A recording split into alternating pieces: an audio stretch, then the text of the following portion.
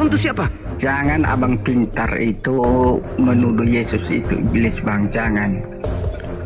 Ingat aku dulu bang, pernah saya tonton itu ceramahnya saudara kita yang sudah meninggal, Yahya Walloni. Kalau memang Yesus itu Tuhan, biar habis ceramah aku, mati aku, biar dicabut nyawaku. Salam satu Tuhan.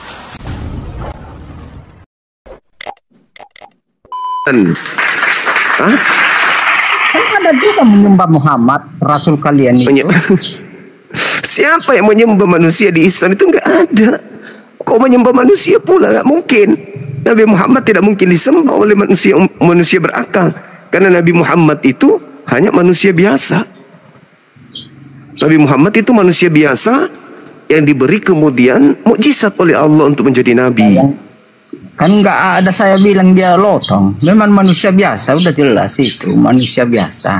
Jadi kalau membaca sholawat itu, tapi kenapa Anda mengatakan kami menyembah beliau? Iya. Anda mengatakan kami menyembah Nabi Muhammad, itu ilmu dari mana? Jangan karena Anda menyembah Kristus padang gurun, bukan sampai Anda juga ingin harus dikasih makanan, enggak. Kata-kata, jadi sholawat, sholawat itu enggak menyembah itu. Enggak, siapa bilang?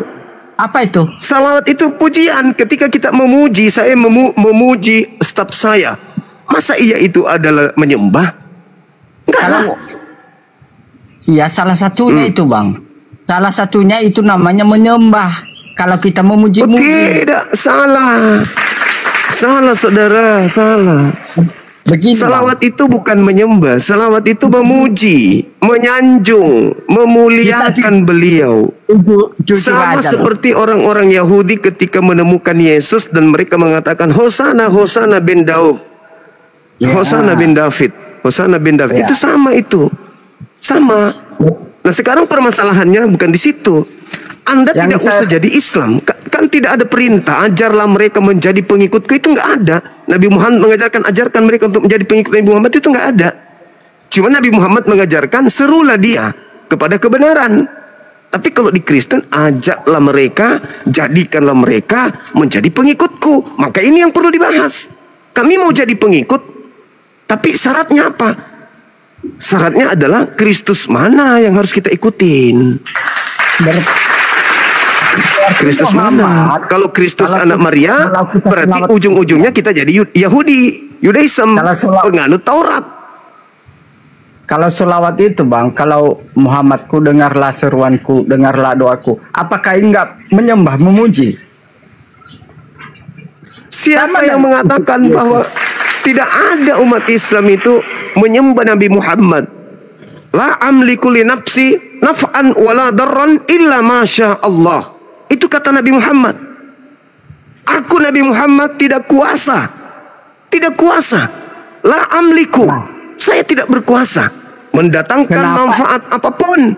Dan tidak bisa mendatangkan mudarat atau celaka apapun. Dia, bang? Ya kami memujinya. Wajar itu. Bahkan ya, kalau kami menyebut. Wajar kami memuji Yesus bang. Wajar memuji Yesus. Yang saya tanya bukan memuji Cak Ayu. Yang saya tanya menyembah, mengibadahi. Memuji, menyembah itu sama. Oh tidak dong. Memuji kekasih masa menyembah kekasih, memuji istri menyembah. Inilah Kristen karena tidak gunakan ini. Kelemahan kalian itu karena tidak menggunakan ini, cuman menggunakan ini. Permasalahannya di sini adalah ajakan untuk menjadi pengikut Kristus. Endingnya, ternyata kalau kita menjadi pengikut Kristus di Kristen, kita menjadi penyembah Kristus. Dengan pola Matius 28 nomor 20, dan ajarlah mereka melakukan apa yang aku perintahkan. Berarti ada perintah menyembah Kristus. Mana perintah itu? Tunjukkan perintah itu, bang. Kalau itu adalah perintah Yesus anak Maria, pasti ada tertulis. Tapi kalau itu perintah setan, berarti di luar daripada ajaran Yesus. Nah kalau Anda tidak bisa menemukan dan menunjukkan kepada kami itu perintah Yesus anak Maria, berarti perintah yang lain. Ada Yesus lain berarti. Berarti ada Yesus lain yang memerintahkan abang. Yesus Halo, yang Bang. mana yang memerintahkan? Gimana? Boleh saya tanggapi, Bang? Silakan. Oke. Islam abad ke-7, Kristen abad ke-1, Nabi Muhammad Ya. abad ke-7. Ya. Kenapa Nabi Muhammad tidak mengatakan Yesus 2? Seperti Nabi pertanyaan Muhammad Anda, menyatakan wa ma qatalu wa ma kenapa lebih pintar abang daripada Nabi Anda? Oh enggak, justru dikatakan dalam Al-Quran surah An-Nisa ayat 157, wa ma qatalu wa ma salabu walakin syubbiha lahum. Yang mereka salibkan itu adalah oknum kedua. Oknum kedua siapa? Berarti ada ya yang kalian sembah itu. Yang kalian sembah yang keluar dari kubur. Yang keluar dari kubur. Ada datanya, Yang Bang? membisikkan Matius 24 nomor 18, nomor 17, nomor 18, nomor 19, nomor 20. Itu keluar dari kubur itu. Itu bukan Yesus anak Maria. Karena Yesus anak Maria tidak pernah mengajarkan menyembah dirinya. Sedangkan Yesus yang keluar dari kubur ini mengajarkan menyembah dirinya. Mana buktinya? Tengok gereja. Menyembah kepada siapa orang-orang di gereja? Menyembah kepada Kristus. Berarti ada Kristus yang keluar dari kubur yang berbeda ajarannya dengan Kristus anak Maria. Sulit abang untuk paham ini, sulit. Berarti dua Yesus kamu bilang ya? Paulus juga mengatakan dua Yesus. Di dalam 2 Korintus 11 nomor 4 abangku. Coba Anda baca. Bacalah. Apa satu nih, Bos? Ya, Paulus mengatakan bahwa apabila ada orang yang mengajarkan Yesus lain selain daripada Yesus yang aku ajarkan, maka itu adalah Yesus yang salah. Yesus palsu. Nah, Yesus palsu, betul. Yesus juga mengatakan di dalam Matius 24 nomor 23, nomor 24, nomor 25, nomor 26. Kata Yesus yang asli, apabila ada orang berkata ada Mesias di sana, ada Mesias di sini, jangan kamu percaya. Berarti itu adalah Yesus palsu. Jangan kau percaya. Berarti Yesus mengatakan ada Yesus 2, Paulus juga mengatakan ada Yesus 2. Nah, yang mengajarkan menyembah dirinya Yesus yang mana? Oke, saya tanya kepada Bunda. Yang mana Yesus asli, dan mana Yesus palsu? Tunjukkan sama saya.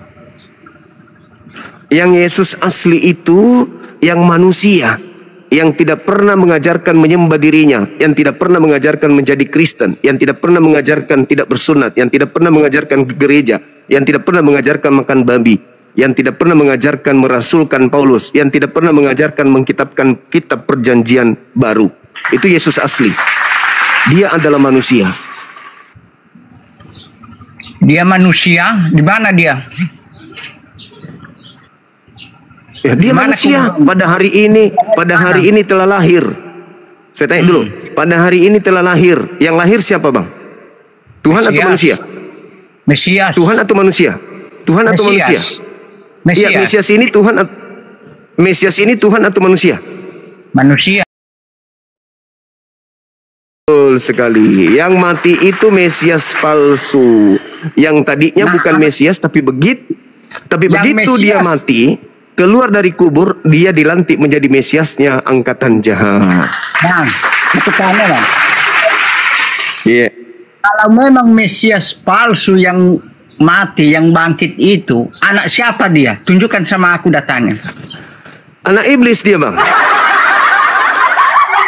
Loh.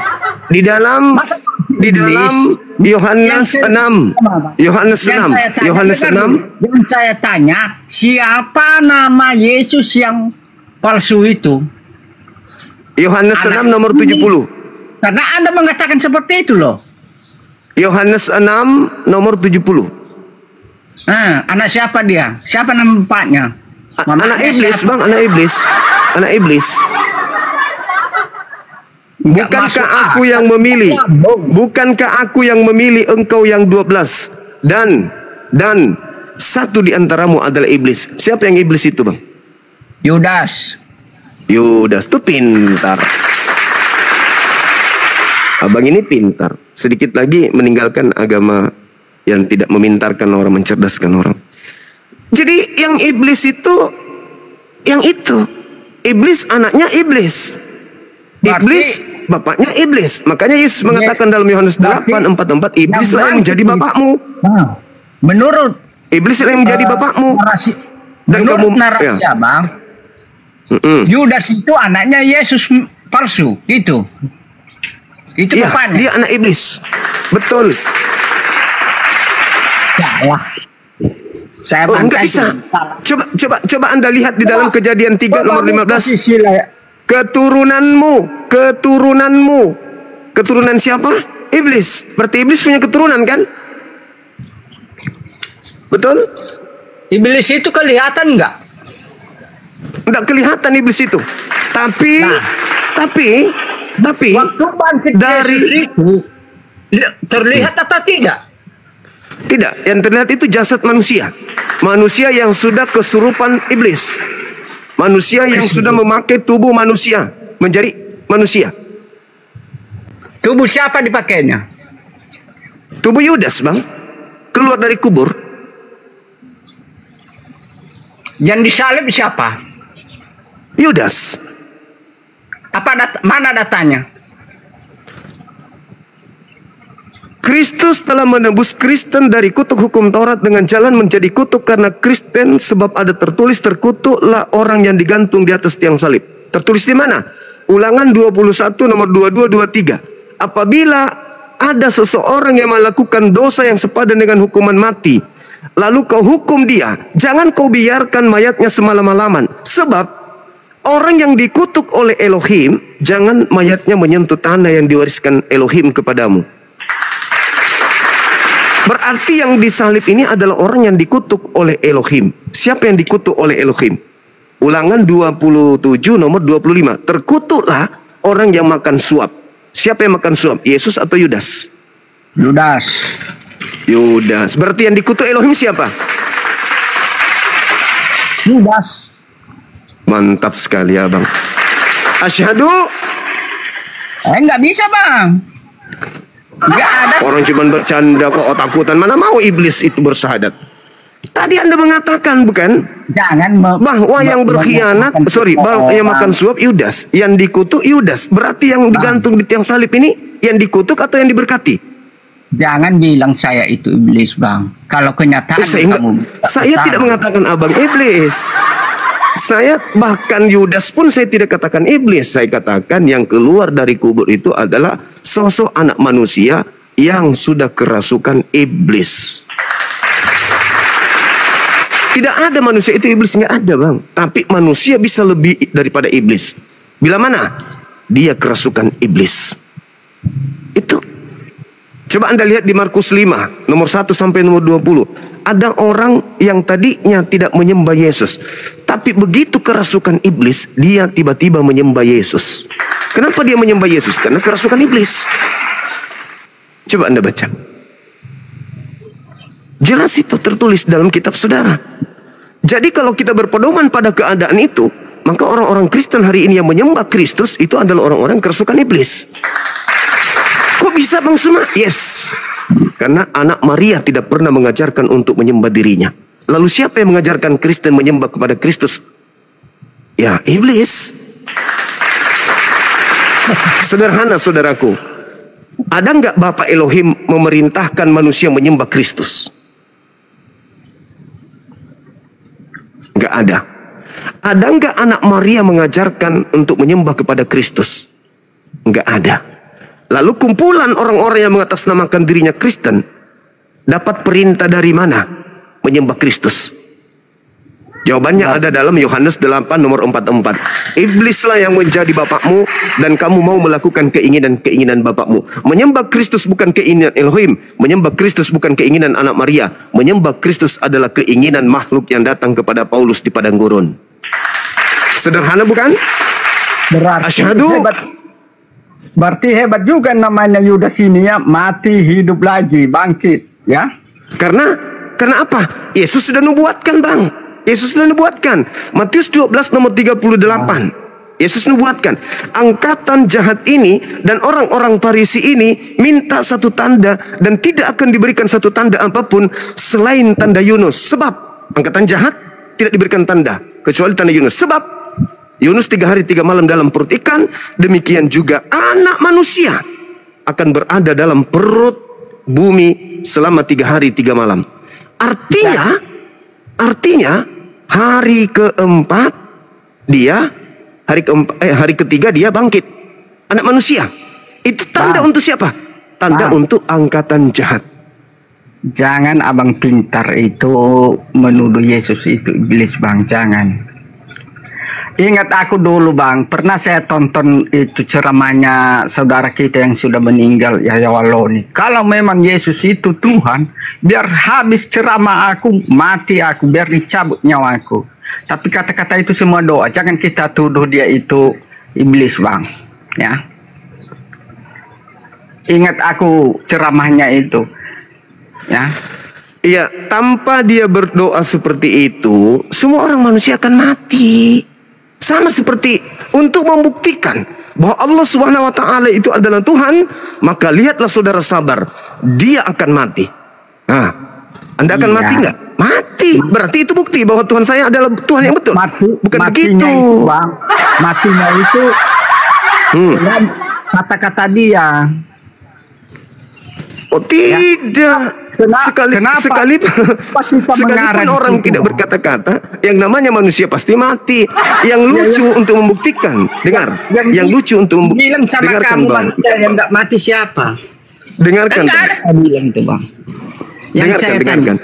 Dengarkan bukti bahwa Kristen itu bukan agama yang benar, bukan pengikut Tuhan yang benar. Anda coba lihat bagaimana ketika saudara didoktrin dengan dogma bahwasanya Adam itu adalah orang yang mewariskan dosa kepada anak manusia, kepada keturunannya, dan upah dosa adalah maut. Ketika Yesus mati di atas tiang salib, dia menebus maut itu.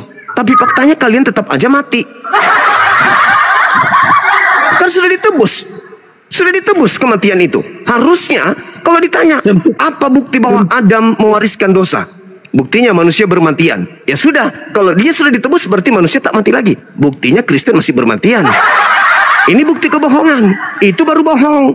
Kalau guru saya, Ustadz Yahya Waloni meninggal, ya memang sudah dinyatakan dalam Kejadian 6 nomor 3. Rohku tidak selamanya tinggal di dalam diri manusia, sebab mereka akan hidup hanya 120 tahun saja. Meskipun dalil itu ya error. Jadi manusia semua akan mati. Yang salah konsep Kristen. Yesus datang menebus dosa. Dosa adalah sengat maut. Upah dosa adalah kematian. Artinya ketika Yesus mati di atas salib, itu sudah ditebus. Tapi kenapa kalian masih bermatian? Apa yang ditebus? Gak ada yang ditebus kalau begitu. Sempit kali pikiranmu, bang. Lo bukan sempit. Sekarang begini, Anda punya utang, ditebus sama Bang Goto di Pegadaian. Katanya masih datang nggak Pegadaian menagih? Enggak, karena sudah dibayar, sudah ditebus sama Bang Goto. Tapi faktanya begitu Bang Goto pergi, penagih masih datang ke Anda. Berarti itu bohong, itu bullshit. Kata-kata daripada Bang Goto itu nggak benar. Konsep dari Bang Goto itu bohong, bullshit. Faktanya Anda masih ditagih. Hei saudara sabar, kalau Anda tidak bayar, kulkasnya gue tarik hari ini. Katanya Bang Goto sudah menebus maut. Katanya Bang Goto sudah menebus kematian dosa waris dari Adam. Faktanya masih meninggal juga orang Kristen ini. Itulah bukti bahwa agama Anda adalah agama bullshit, agama irrasional, agama yang tidak masuk akal, tapi hanya agama akal-akalan. Mengalahkan maut, kematian. Mengalahkan maut artinya pengikutnya yang percaya kepadanya kudu tidak mengalami maut. Ayo, faktanya bermatian. Paus baru-baru meninggal. Ayo, mana? Katanya ditebus maut, mana? Mencari kemenangan sendiri namanya itu, bang. Astagfirullahaladzim, ya Allah ya Karim. Masa pengertianmu itu kamu kelincir Alkitab itu manusia tidak mati karena Yesus sudah menebusnya. Kan enggak logis, enggak logis itu, bang. Barang siapa yang percaya dia tidak akan mengalami maut, tetapi dia akan hidup kekal. Tahu Anda ngerti hidup kekal? Itu? Ya, coba jelaskan hidup kekal itu apa? Hidup kekal itu apa, bang? Saya tanya mengalami kematian. Oke, bang, dengar dulu. hidup kita ini sebenarnya mana lebih kekal? Hidup di dunia ini atau hidup di akhirat? Jelas hidup di akhirat, Bang. Makanya hidup benar di dunia ini, gunakan akal. Itu yang dimaksud dia itu, Bang. Yang hidup di akhirat, bukan hidup di dunia. Oke. Sekarang siapa yang Anda ikuti menyembah Kristus? Siapa yang Anda ikuti menyembah Kristus? Ya kami lah. Yesus ya, kami maksudnya apa kami? Kami maksudnya apa itu? Patuh kepada perintah dia, tidak boleh mana perintahnya ibadah minggu, coba buktikan ke saya perintahnya ibadah minggu mana? Perintahnya menyembah dia mana? Buktikan ke saya. Ada enggak? Ada enggak? Makanya untuk membuktikan bahwa yang bangkit keluar dari kubur itu adalah Yesus atau bukan Yesus, tunjukkan mana perintahnya untuk mengibadahi Kristus. Ada enggak?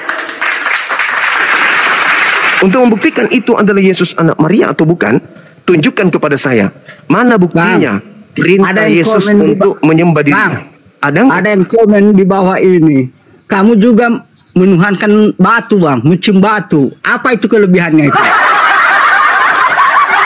Berarti Anda ingin mengatakan bahwa orang Yahudi itu menyembah tai sapi gitu? Bukan, Bang. Muslim. Itu buktinya. Mereka diajarkan di dalam Keluaran. Di dalam Keluaran 29 nomor 14. Ambillah Trinitas. Satu ekor dalam 3 pribadi.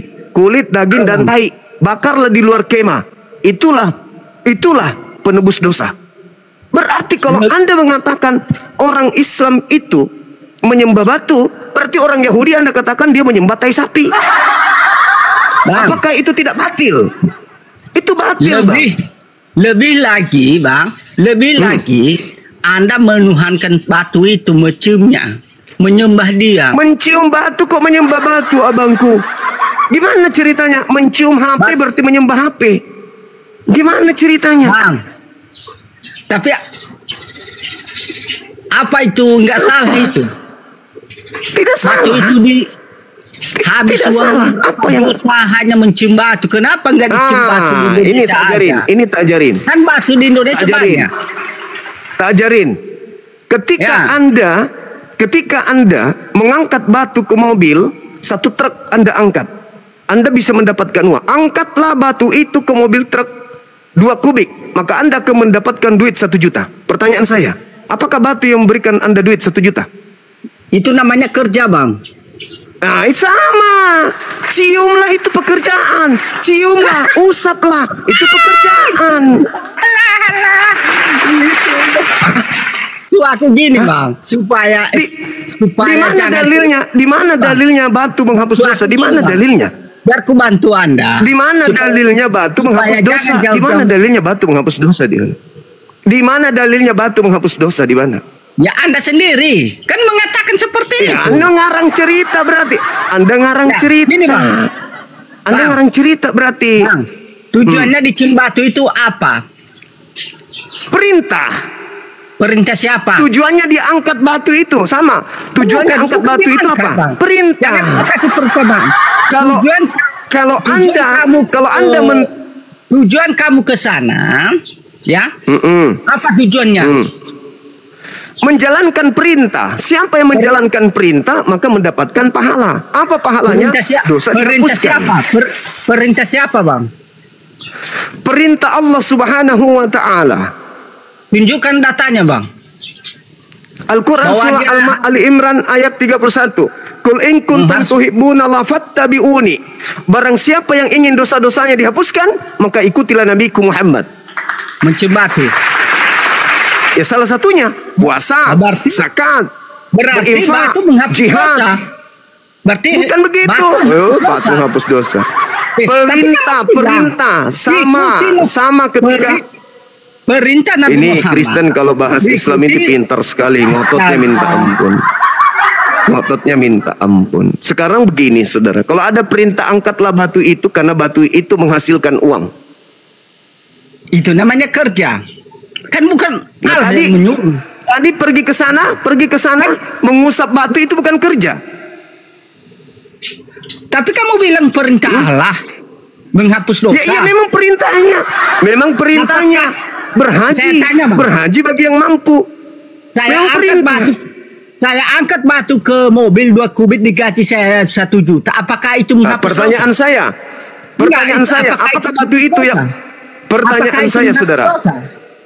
Pertanyaan saya.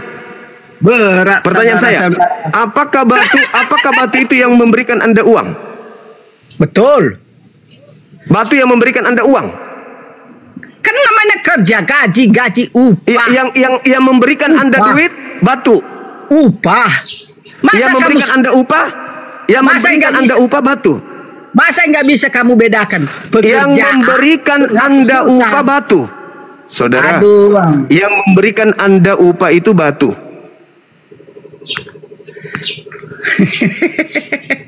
Macet. Terlalu tinggi materinya.